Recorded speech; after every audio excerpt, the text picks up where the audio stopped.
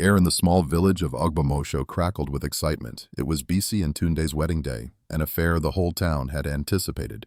Bisi, a respected teacher known for her warmth, had planned every detail meticulously. Her face glowed with happiness as she stood ready in her wedding gown. But her heart was heavy with an unspoken burden. Outside the church, villagers gathered, filling the air with chatter and laughter. Bisi watched from the window as Uncle Sola, her father's brother, moved about, ushering guests. He had always been controlling, often telling Bisi to keep quiet about family matters. Today, he seemed particularly tense, and Bisi felt an unsettling twist in her stomach. Bisi's younger sister, Kemi, rushed into the room. "Sister, there's something I need to tell you," she said, panicking. Bisi looked at her. "What is it, Kemi?" "It's about Uncle Sola. I overheard him and Auntie Yatunde talking," Kemi whispered. "They plan to speak after the wedding. Something about the shop." Bisi knew the shop was her inheritance. As Bisi walked down the aisle, the whispers pricked her ears, blocking the joyous music. Her mind raced back to all the times she had ignored Uncle Sola's veiled threats. After their mother died, he managed the family shop. Though Bisi was the rightful owner, Uncle Sola always claimed it was not a woman's place to handle business. The wedding proceeded smoothly until the reception. Just as Bisi prepared to cut the wedding cake, she saw Uncle Sola rising from his seat, a sly smile on his face. He cleared his throat and tapped the microphone. "Ah, what a joyous occasion," he began, "but I have some important family news to share." Bisi's heart pounded as Uncle Sola gestured for silence. The chatter died down. "As you all know, after Bisi's mother passed, I stepped in to run the family shop," he continued. "And today, my gift to Bisi and Tunde is to announce that despite our wishes, the shop will remain in my control." Gasps echoed through the crowd. Bisi's cheeks flushed. She turned to Tunde, her new husband, who squeezed her hand, offering silent support. She felt trapped, embarrassment and anger swirling in her heart. Uncle Sola continued with a smug look. "It's for the best, really. Business is no place for a woman." The joyous atmosphere turned tense. Knowing she needed to act, Bisi stood up, her voice firm. "Uncle Sola," she said, her heart pounding, "it's not right for you to decide this. My mother trusted me with her shop." Uncle Sola frowned. "Bisi, this is not the time or place," he retorted, trying to dismiss her. But Bisi felt the weight of the years of silence tighten around her. She couldn't let him control her life any longer. The villagers watched in silence, some nodding in agreement, others in shock at the boldness of her defiance. Bisi took a deep breath and approached the microphone, her hands trembling slightly. "This shop belongs to my mother's legacy," she spoke, her voice growing stronger with each word. "And today I say no more. It is time for me to take it back." A murmur spread through the audience. Some clapped, others whispered among themselves. Uncle Sola shook his head in disbelief. "Bisi, don't let this moment ruin our family harmony," he warned. "We've kept quiet for too long about these things." "No," Bisi replied firmly, glancing briefly at Tunde for strength. "Today we speak the truth." She handed the microphone to the bride, who without hesitation nodded. "Bisi, tell your story," she said warmly. "We are with you." Bisi looked into the sea of faces filled with curiosity and support. The village elder coughed, gathering attention. "Uncle Sola, let the girl speak her mind. The truth will set a new beginning," he advised, his voice carrying wisdom. Bisi cleared her throat and started to recount how the shop had always been meant for her, how her mother had taught her the ropes before she passed. "She wanted me to have a choice," Bisi said, her voice breaking slightly but full of resolve. The crowd was silent, gripping every word. As Bisi spoke, she revealed more than just the story of the shop. She exposed the mindset that women could not be trusted with responsibility. She wrapped up with a crescendo of emotion, tears glistening in her eyes. "Today, I reclaim my dignity," she declared, and just as Bisi paused to breathe, a voice from the back spoke up. "We need more women like Bisi in this village," the person shouted. The crowd erupted into applause, cheering Bisi's defiant stand against injustice. Uncle Sola's face went pale, realizing his grip was slipping.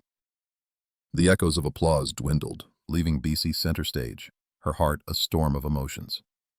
Uncle Sola clenched his fists, his face twisted with indignation. He stepped forward, his voice dripping with contempt. "You think this small victory changes anything?" he scoffed. Your mother's shop is my lifeline, and I'll fight tooth and nail to keep it." Bisi, still trembling from the adrenaline, felt Tunde's reassuring grip on her shoulder. "No, Uncle Sola," she said, her resolve unshaken. "It's not just about the shop, it's about respect, about what's right." Uncle Sola's eyes narrowed. Respect is earned, not seized through defiance at a wedding. The tension was palpable as the guests shifted uncomfortably. A palpable silence descended over the gathering. Kemi, emboldened by her sister's courage, moved closer. "Uncle, this isn't about disrespect," she interjected softly. "It's about truth. You've hidden behind family ties for too long." Uncle Sola glanced around, noting the eyes of the villagers, some filled with judgment, others with sympathy. Panic crept into his voice. "This isn't the time for family disputes. We should celebrate, not argue."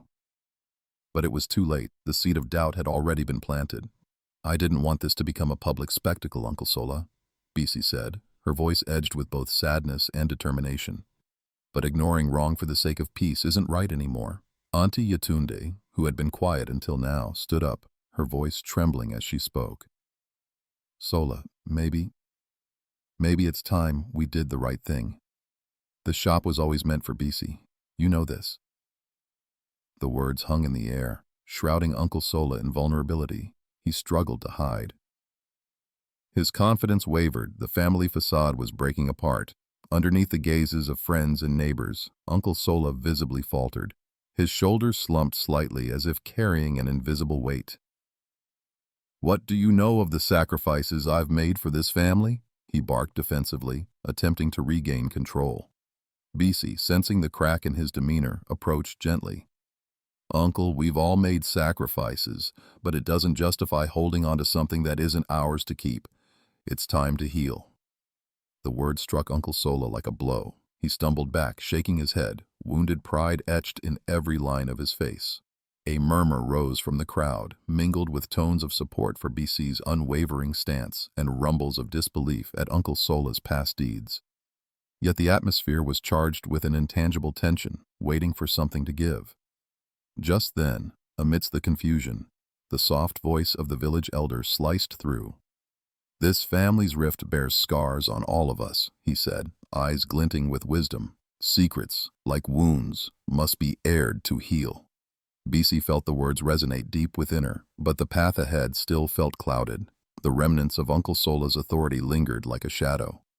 In the flickering candlelight of the reception hall, Uncle Sola's veneer crumbled under the elder's piercing words. He looked at Bisi, his face turning solemn. "I never wanted it to come to this," he muttered, voice shaking. "But what's done is done." His admission hung heavily, igniting whispers among the guests. A quiet battle waged within him, the realization that his actions had deepened fissures in the family. A part of him, that had been buried under years of pride, stirred uncomfortably. Bisi watched her uncle, her emotions simmering. Her rightful inheritance was tangled with memories of her mother, and her hope clashed with residual bitterness. Kemi nudged her, whispering, "Sister, what can we do?" "I'm not sure," Bisi admitted, the weight of the situation heavy on her shoulders. The mix of empowerment and vulnerability was dizzying, each moment with her family shattered. As arguments slowly faded into uneasy whispers, Bisi turned, exhaling deeply, eyes lifted as if seeking strength above. The spiritual tension was almost palpable. As the crowd began to disperse, each seeking their own tranquility, Bisi found herself cornered by doubt. What if this victory destroyed the love underpinning their family? A part of her screamed for revenge, yet another whispered caution. Tunde embraced her gently. "We managed to bring truth to light today. Sometimes that's a victory in itself. It takes more strength not to retaliate." His words soothed her inner turmoil, but the questions of tomorrow loomed large. What would happen when the sun rose, faced with the aftermath of today's truths? Silent under the starlit night, the yard thinned out, leaving behind only those with deeper ties still sorting through the fray. Bisi sat with her head in her hands, praying for guidance, her thoughts drifting to God's word, to forgive as she had been forgiven. Meanwhile, Uncle Sola stood on the periphery, watching them, feelings of anger mingling with remorse. For a man who had held power his whole life, his grip slipping felt like a prominent failure. Yet as he looked at Bisi, something else flickered within. What if in stepping back, he might actually take a step toward wholeness? The tension hung like a taut wire, filled with Bisi's quiet tears and Uncle Sola's regrets. Standing by the path that led away from resentment, each step forward felt monumental. What did forgiveness look like in the wake of trust broken, and could it ever lead to true reconciliation? Uncle Sola, Bisi said, rising with gentleness. Holding on to this isn't the way forward for any of us. The softness in her voice and Tunde's steady presence seemed to speak to something deeper within him, a calling to let go. As though hearing an echo of his own heart's cry, Uncle Sola's defenses finally crumbled. I suppose, he faltered, meeting Bisi's eyes with the vulnerability of a child. I've been wrong, in many ways. In that quiet admission, the world shifted, the anger loosening its grip. In this moment of raw honesty, each soul found a sliver of hope. Bisi felt tears of lament and release trace paths down her cheeks. Yet the elders' earlier call rang softly in their hearts, urging them beyond their stalemate and toward an uncharted road of redemption. With soft resolve, Bisi stepped forward as if to bridge the chasm between them. It's never too late to do what's right, she whispered. We can reclaim the things that truly matter. The bond that had seemed to fray now had the chance to knit tighter. Uncle Sola nodded, relief caught in the corners of his eyes. Will you forgive me? He asked, voice shaking but sincere. It was a humbling posture he took before her, not out of requirement but a genuine need to mend. Seeing him so humbled, Bisi's heart softened, enlightened by a presence beyond understanding. It felt like divine intervention, a gentle whisper displaying how strength and vulnerability bore greater power than revenge. I will, Bisi said, warmth spreading through her, God's grace filling the spaces injustice had occupied. And though the road ahead might be fraught with steps yet untaken, Uncle Sola grasped her outstretched hand, sealing faith in a journey just begun. The night sky bore witness to a family slowly knitting back together the strands broken by years of misunderstanding. Though forgiveness was their gateway, trust would need rebuilding over time. Yet through grace, they took that necessary leap. With Tunde by her side, Bisi sensed the shifting tides, awash in feelings of newfound peace. What they lost in bitterness, they rediscovered in unity. Uncle Sola, watching his family with grateful eyes, realized finally, redemption wasn't in the shop, but the lives he could now cherish more openly. Bisi returned to the reception hall, hand in hand with Tunde, their love brighter still in the wake of honesty and healing. The rift had not been cleanly mended, but God, through whispered moments of conviction, had begun the work only he could complete. As the night air embraced them, a new life unveiled before their road. It would not be easy, nor would perfection find them instantly, but in learning the lesson of faith and grace, they knew forgiveness, at its core, was a promise of unending renewal. A soft chorus of singing rose in the background, voices lifting in a harmonious prayer, echoing that which would linger. Only Christ's love could preserve the peace found from laying vengeance down. Thank you so much for listening to this intriguing story. I hope it touched you or taught you something. For more stories like this, don't forget to like, share, and subscribe to the page. And guys, if you'd like to see a part 2, or you have thoughts on what happened, let me know in the comments below. I'd love to hear from you. See you in the next story.